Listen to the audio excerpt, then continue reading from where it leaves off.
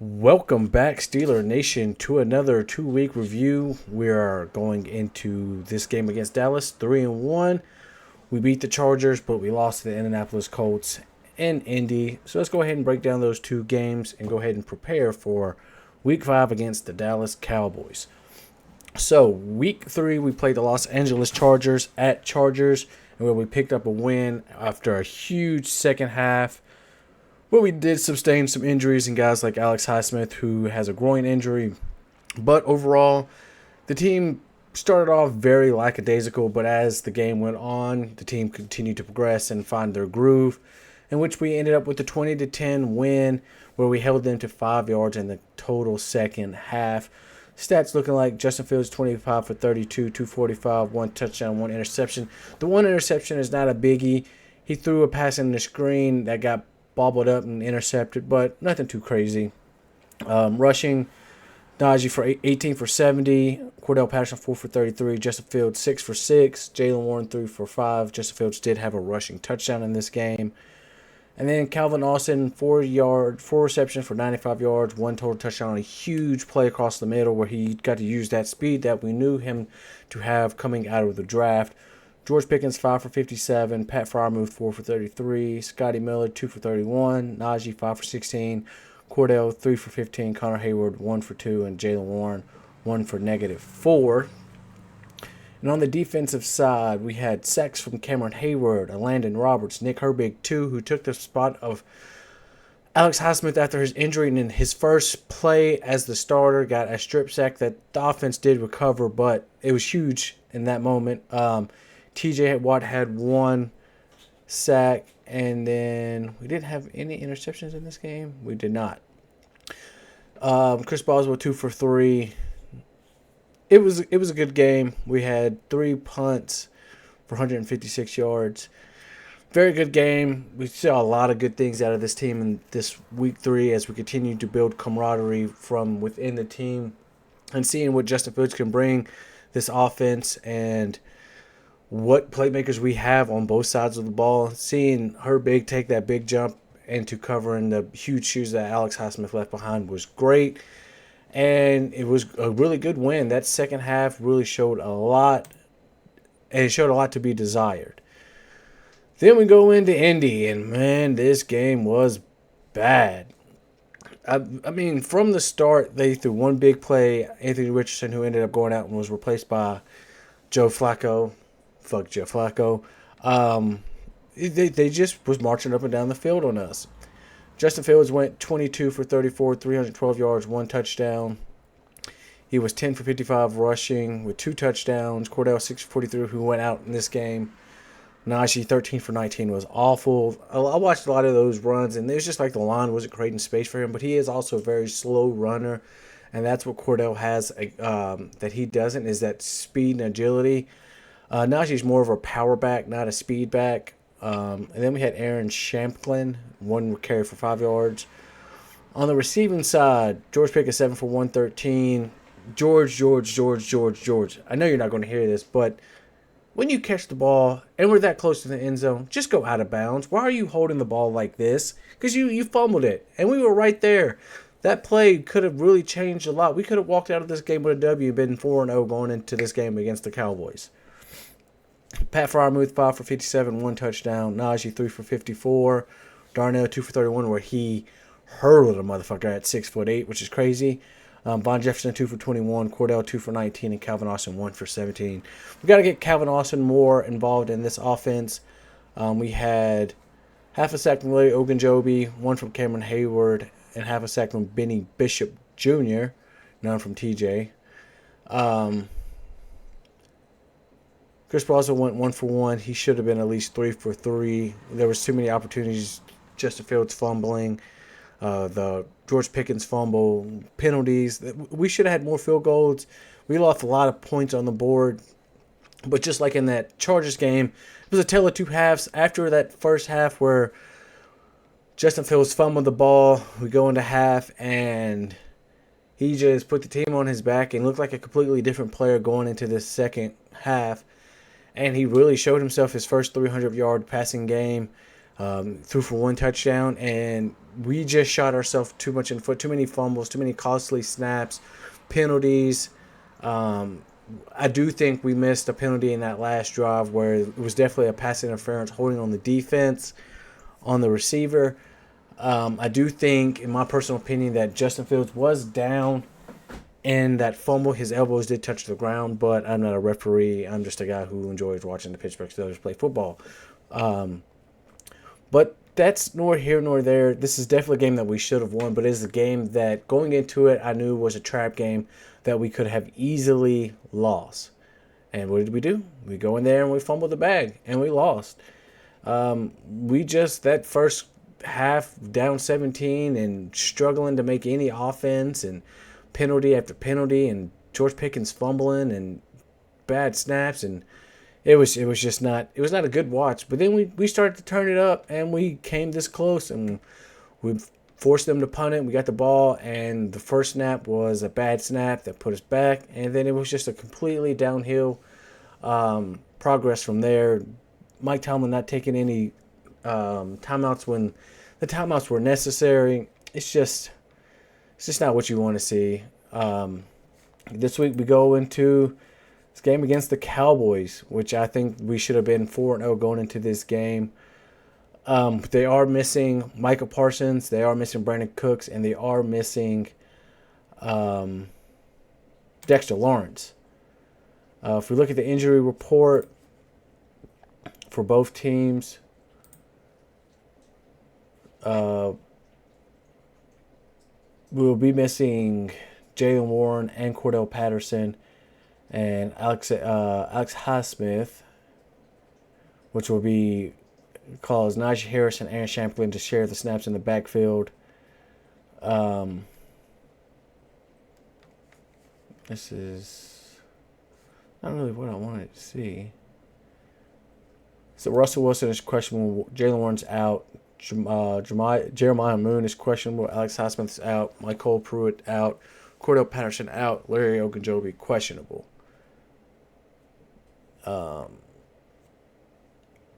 Does that mean that we will finally get whatchamacallit, Isaac Seimalu in, and who am I missing? Roman Wilson. Will he get to play? Will Isaac Seimalu get to play? Cowboys, Kalen Carson questionable. Brendan Cooks out. Michael Parsons questionable. Friday, October 4. Brandon Cooks did not practice. Michael Parsons did not practice. Trevon Diggs did not practice. Rico Dowdle was full. Ezekiel Elliott was full. But this, I think we have a chance to beat this Cowboys team with their missing so many key players. They're not the scary team that they were or have been ever. This team's been very lackadaisical. I mean, that big win against the Browns, but it's the Browns. We know who the Browns are, and we know what they bring to the table. The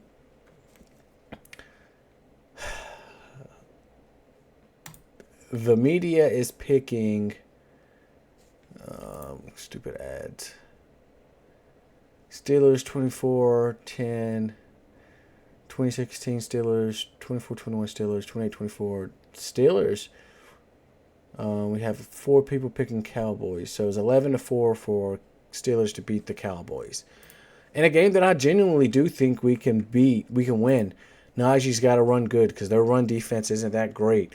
We're going to have to guard CD Lamb, which isn't something that's super easy to do. But we have a very good secondary that I think we could give him a lot of mixed options, throw different things at him to keep him guessing on what's coming next. With no Michael Parsons or no Dexter Lawrence, makes it a lot easier on this offensive line that is beat up and battered.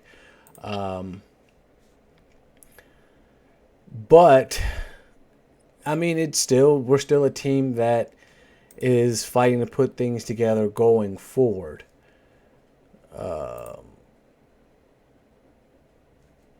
If we were looking at the injury report, I want to see. They don't have whatchamacallit on here. Um, Roman Wilson. So maybe he'll play because we do need a little bit more help in that wide receiver 2 position. And if you've been paying attention to the news, Devontae Adams is, I guessing, on the trade block. And I think the Pittsburgh Steelers should be one of the teams primed to go out there and try to get him since we didn't get Brandon Ayuk, who hasn't looked that great this far into the season. But he does have to get all that rust and get some grease on them joints and stuff since he didn't play any of the training camp or preseason. Let's see. Is this going to tell me? I need to see. This is the injury report, but this is not what I want. I want to see guys that are out because we did lose. Who was it? So we did lose James Daniels to an injury. I'm pretty sure they brought in some guys. I need to get Pittsburgh Steelers signings.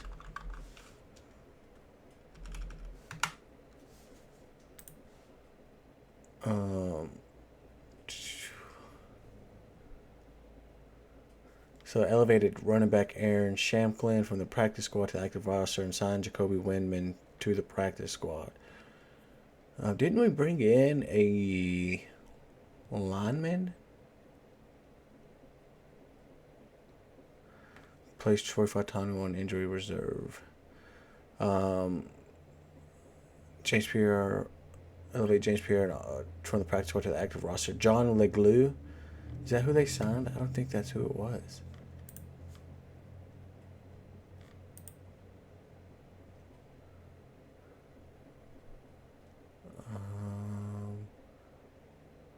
James Elliott on the James Daniels on the injured IR list. Released Jalen Elliott, released Darius Rush, and released Marcus Haynes and fullback Jack Coletto from the practice squad. Sound guard Max Sharping to the active roster off the Washington practice squad. Guy's a year younger than I am. 6'6", 327. He is a guard. He's from Green Bay, Wisconsin. Let's see what this says about Steelers. Max Sharping shares why he's a valuable addition to the Pittsburgh depth chart. 3-minute read. What the fuck is this? Continue reading. James Daniels, who tore his Achilles, will be sidelined for the remainder of 24 setback for the series. Talking about Nate Herbig suffering season injury in the preseason. Rookie missed the entire due to injury.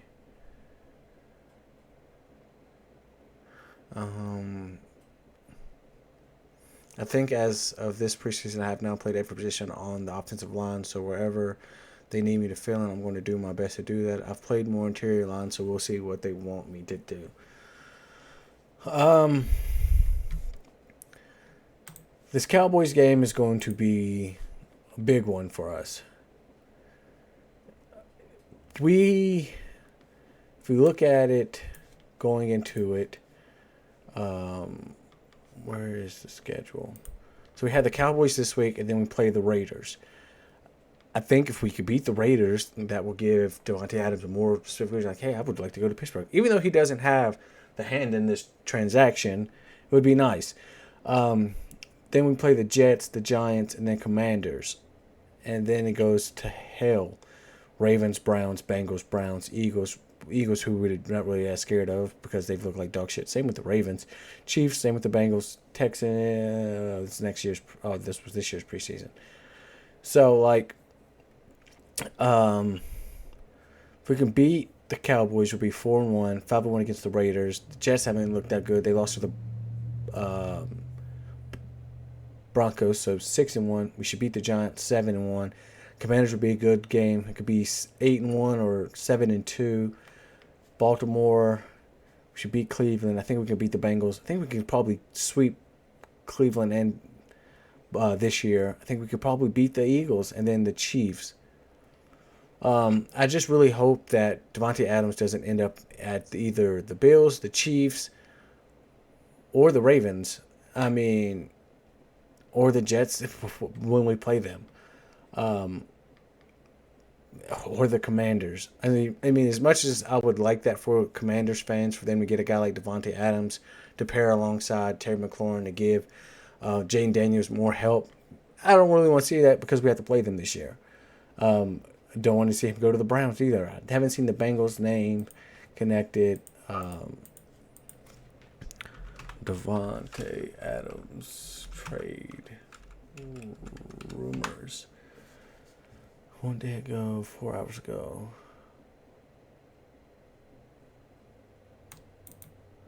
Devontae Adams cryptic IG posters. Ravens buzz amid Raiders trade rumor. Huh.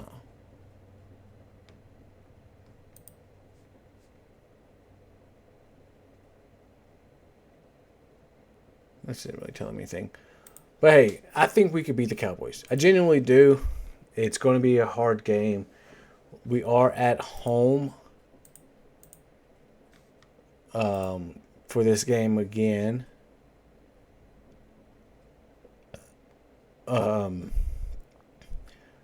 We have home, away, home, home, away, home, away, away, home, away, away, home, home.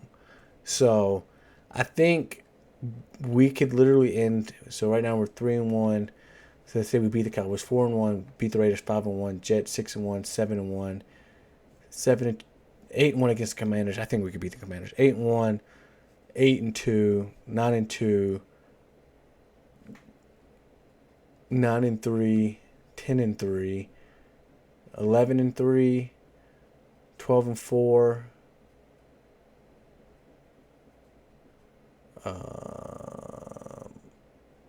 12-5, 13.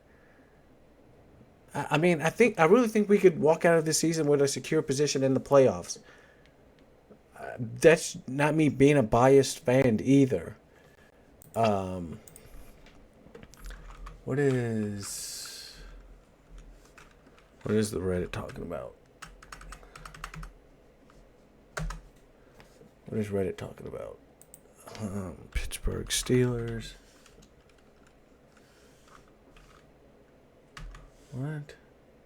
What?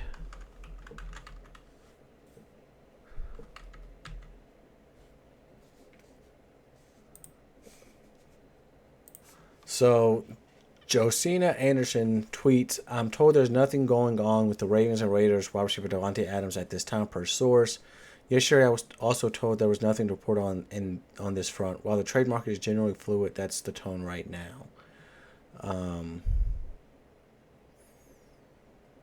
We did sign this guy from the Panthers practice squad, Ikeu Leota. Okay, so is this going to tell me? No, it doesn't have him. I think Roman Wilson might actually get his first field snaps this game because he's not on the injury list right now. I've looked at it 3 different times.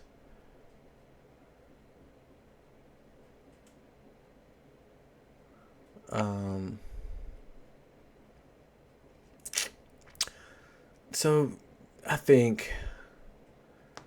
genuinely think we could beat the Cowboys.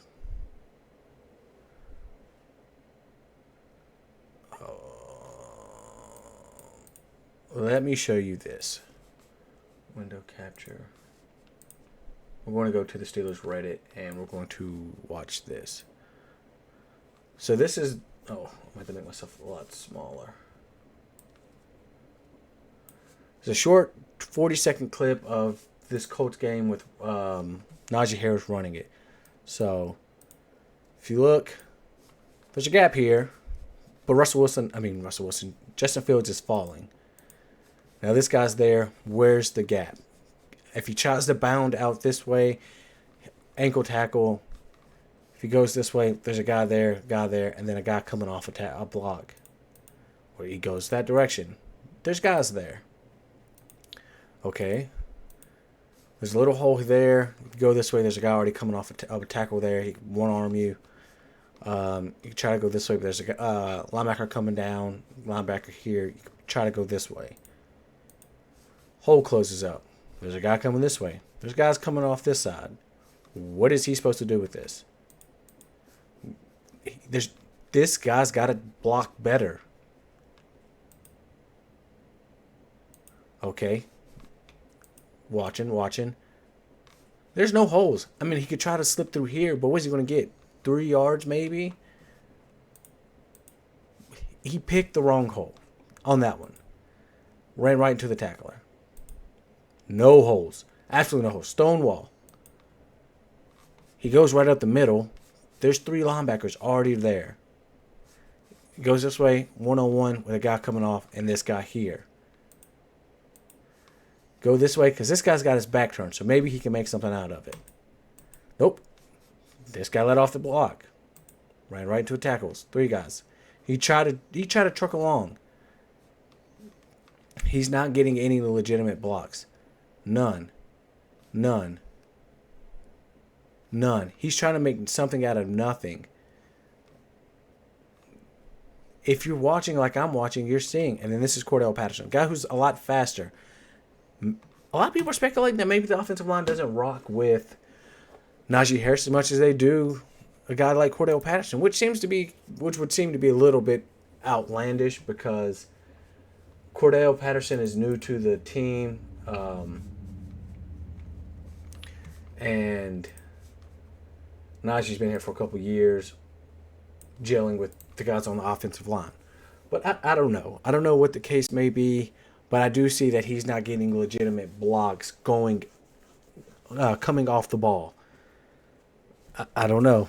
And not having him or Cordell Patterson or Jalen Warren this week is going to be very tricky, going against an intriguing Cowboys defense. But that'll wrap up this video. If you love all things Steelers Nation, Steelers Talk, Steelers Rumors, make sure you leave a like, comment, and subscribe.